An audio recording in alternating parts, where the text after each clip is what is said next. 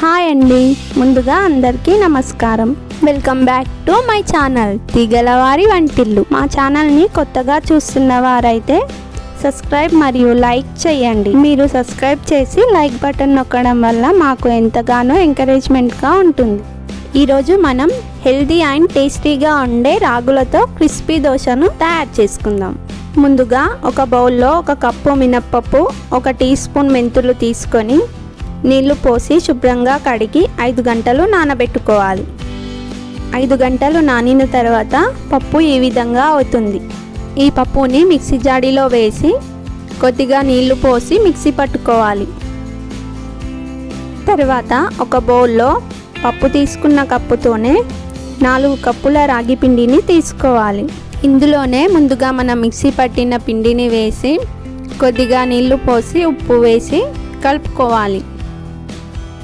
ఈ పిండిని 8 గంటలు లేదా రాత్రంతా నానబెట్టుకోవాలి. 8 గంటల తర్వాత పిండిని మళ్ళీ ఒకసారి కలుపుకోవాలి. అవసరమైతే కొద్దిగా నీళ్లు పోసుకొని దోశ వేయడానికి వీలుగా కలుపుకోవాలి. స్టవ్ పైన క్యాస్ట్ ఐరన్ ప్యాన్ పెట్టి కొద్దిగా ఆయిల్ వేసి 15 నిమిషాలు లో ఫ్లేమ్లో వేడవనివ్వాలి. తర్వాత మంటను మీడియం టు లో ఫ్లేమ్లో పెట్టుకొని దోశ వేసుకోవాలి. తర్వాత దోశ పైన కొద్దిగా నెయ్యి వేసుకోవాలి. కొద్దిసేపటికి ప్యాన్ నుండి దోశ ఇలా సపరేట్ అవుతుంది. అంతే, crispy and yummy dosa ready అవుతుంది.